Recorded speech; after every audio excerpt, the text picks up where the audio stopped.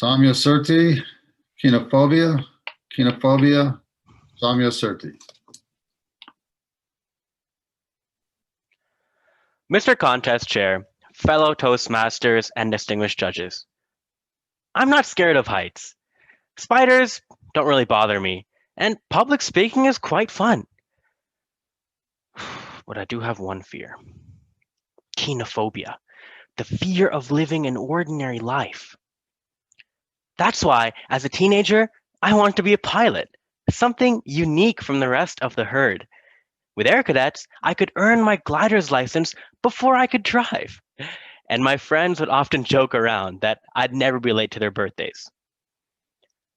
Graduating from high school and cadets was a time of celebration and joy until I heard the question.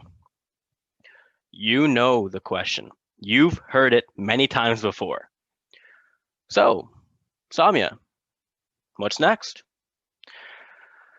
I don't remember my response, but what I do remember is how uncertain and absolutely terrified I felt for my future. I love to fly, but at the same time, it locked horns with my passion for science. I was at a crossroads, and my compass had lost all sense of direction.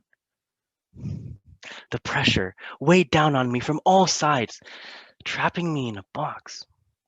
From my hard-working parents who built a life for me from nothing in this country as immigrants. Was I letting them down with every notch of failure on my belt? From my teachers and mentors who saw my potential and pushed me to do that extra credit, take on another role. Was I wasting their time when I didn't try hard enough? I've made a huge mistake. I let the fear of being ordinary get to my head. Instead of pursuing excellence, being lazy, doing the bare minimum, that was a lot easier. And the fruits of my labor, well, they paid off. I earned straight C's across the board in my first year of college. My health was on a steep decline, and people around me turned from concern and worry to pity and shame. As they hung their heads, ashamed of the person I became and the abyss that I jumped into, my own head hung the lowest. When I flew my glider, I used to look up at the sky and wonder about my place in the stars. But then I just looked down and worried about my place in the dirt. Staring right back up at me were my past failures, tied to each of my legs, pulling me deeper and deeper into the ground. I genuinely believed that I lacked the strength to tear off the burden of my failures. That's how they raise baby elephants, tying a small piece of rope around their legs when they're too young and too weak to escape. And as they grow older and wiser and stronger, they cling onto this belief that this tiny, minuscule rope can hold them down from escaping. My self-doubt and kinophobia go hand in hand. And climbing out of the deep, dark abyss was no easy task.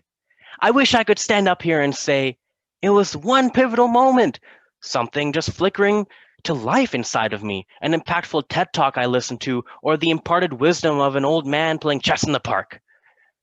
No. It was slow, gradual, pushing myself out of the dirt, wiping the filth off my shoulders, and soaring back into the sky where I belong. It took discipline, and it took grit. I faced my fear head on. I embraced kinophobia and let it fuel me to become that better version of Samya that I always strived for, but was always slightly out of reach. I pushed myself to become a better public speaker. I finally got into medical school and I learned to love myself for my failures and my successes. For the longest time, I was flying blind, but setting goals and cutting out self-pity brought back that light on the horizon. I could finally see again. I will leave you with this. In 22 years, I've moved around 8 times, and each house had a distinct sensory palette, a certain air quality, a signature creaking of the wooden staircase, the way dust danced around in the sunbeams from the morning light. But one thing remained the same, no matter which house I moved to: the aroma of chai. My parents make 2 to 3 pots of chai throughout the day, sometimes a fourth for the caffeine boost. With water, they add tea grounds, spices, and milk. With heat, the proteins are denatured, a biochemical process changing its properties. This brings forward the familiar chai texture and aroma.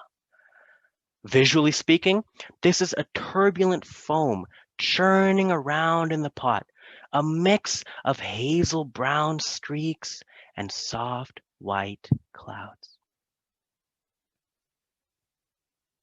This part of brewing chai reminds me every day that it is only in the crucible of heat, struggle, and chaos that we tend to release our best flavors. Turn up the heat in your life because you can handle the pressure.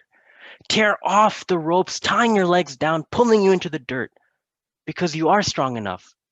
And if you're in the dirt, push yourself out because your wings will spread and you can soar through the clouds. Fight your fear of living an ordinary life. Fight your kenophobia because I promise you, you are nothing short of extraordinary. Mr. Contest Chair.